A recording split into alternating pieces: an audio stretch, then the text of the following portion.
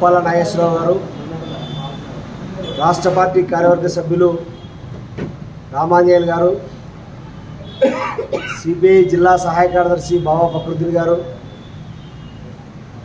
భారత communist party పట్టణ కార్యదర్శి ప్రసాద్ గారు, ఏఐటీసీ జిల్లా ప్రధాన కార్యదర్శి సుంకయ్య గారు, ఆంధ్రప్రదేశ్ వ్యవసాయ కార్మిక సంఘం జిల్లా అధ్యక్షులు రాధాకృష్ణ గారు ఈ ప్రెస్ మీట్లో పాల్గొంటూ ఉన్నారు.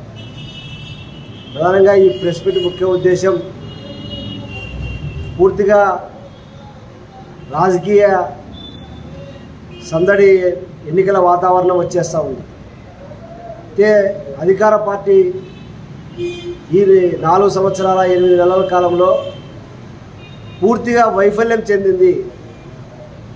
జిల్లాల్లో బైఫర్కేషన్ చేశారు తప్ప దీన్ని అభివృద్ధికి ఏమాత్రం నోచుకోలేదు. జిల్లాలో ప్రధానంగా ఈ సంవత్సర కాలంలో ఖరీఫ్ సీజన్లో అత్యంత తక్కువ వర్షపాతం నమోదైంది. ఈరోజు మన జిల్లాలోనే అత్యధిక మెట్ట ప్రాంతమైనటువంటి డోను, ప్యాపిలి నియోజకవర్గాల్ని కరువు ప్రాంతంగా ప్రకటించలేదు. ఆ ప్రాంతం నుంచే మంత్రి బుగ్గన రాజేంద్రనాథ్ రెడ్డి జిల్లా మంత్రిగా వెలువబెడతా ఉన్నాడు. ఆయన సొంత మండలంని బేదంచెర్లని కరువు మండలంగా ప్రకటించాడు తప్ప అదే నియోజకవర్గంలో ప్రధానంగా కరువుతో విలయతాండం చేసేటువంటి ప్యాపిలి, డోన్ను చేయలేదు. దానికోసం ఈయన డిసెంబరు 7వ తేదీన పెద్ద ఎత్తున ఆర్డీఓ కార్యాలయం ముట్టడించారు. ఇంకా నందికొట్కూరు ప్రాంతంలో ఈరోజు నందికొట్కూరు కానీ, జూపాడు బంగ్ల కానీ, బనగానపల్లి నియోజకవర్గంలో ఉన్నటువంటి కొలింగుల మండలం కానీ, సంజామలం కానీ కరువుతో విలయతాండం చేస్తూ ఉన్నాయి. మరొక వైపు ఈ జిల్లాలో ప్రధాన సమస్య నాబరాల గని సమస్యకు సంబంధించి బనగానపల్లి ఎమ్మెల్యే, స్థానిక శాసనసభ్యుడు విచ్చలవిడిగా రాయల్టీల రూపంలో కానీ లేదా అక్కడ ఉన్నటువంటి ఫ్యాక్టరీ యజమానుల వేధింపులో కానీ అభివృద్ధికి ఏమాత్రం నోచుకోలేదు. జిల్లాలో ప్రధానంగా అన్ని వనరులు అభివృద్ధి జరగాలంటే ఈ జిల్లాలో నకిలీ విత్తనాల ముఠా నాయకుడిగా పార్లమెంటు సభ్యుడు పోచా బ్రహ్మానందరెడ్డి నాయకత్వం వహిస్తూ ఉన్నాడు.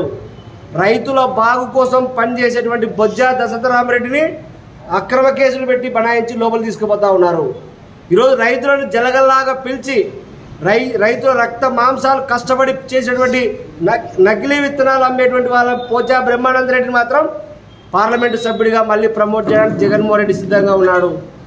ఈ రాష్ట్రంలో ఈ జిల్లాలో అత్యంత రాయలసీమ ప్రాంతానికి నీళ్ళు ఇచ్చేటువంటి పోతిరెడ్డిపాడు హెడ్ రెగ్యులేటరు నందికొట్కూరు నియోజకవర్గంలో ఉంది.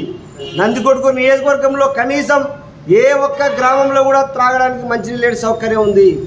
ఇంత దుర్మార్గమైన పరిపాలన చేసినటువంటి ఈ ప్రజాప్రతినిధుల కళ్ళు తెరిపించడానికి ఈ ప్రజాప్రతినిధుల జిల్లా సమగ్ర అభివృద్ధి కోసం భారత కమ్యూనిస్ట్ పార్టీ సిపిఐగా ఈరోజు ఒక పెద్ద కార్యక్రమాన్ని తీసుకున్నాం.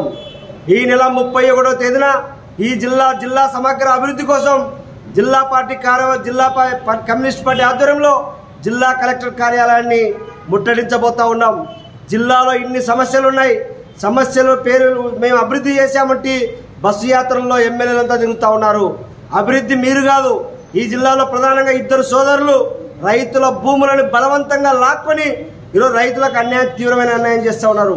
ఈ అంశాలపైన అన్నిటిపైన కూడా రేపు 37వ తేదీన జిల్లా కలెక్టర్ కార్యాలయాన్ని ముట్టడించబోతా ఉన్నాం. ఈ జిల్లా ఈరోజు జిల్లా కమిటీ కూడా నిర్ణయం తీసుకోబోతా ఉన్నాం.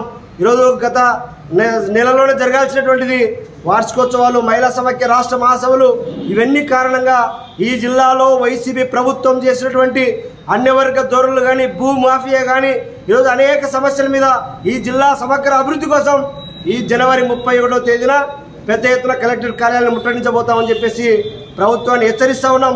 ప్రభుత్వానికి ప్రజలను సమీకరిస్తాం.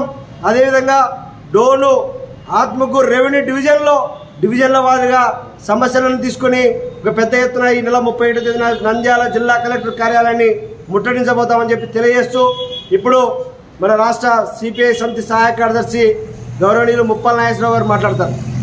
మరిన్ని వీడియోస్ కోసం ఛానల్ ని సబ్స్క్రైబ్ చేయండి. లేటెస్ట్ అప్డేట్స్ కోసం వాట్సాప్ ఛానల్ ని ఫాలో చేయండి. అండ్ లింక్ డిస్క్రిప్షన్ లో ఉంది.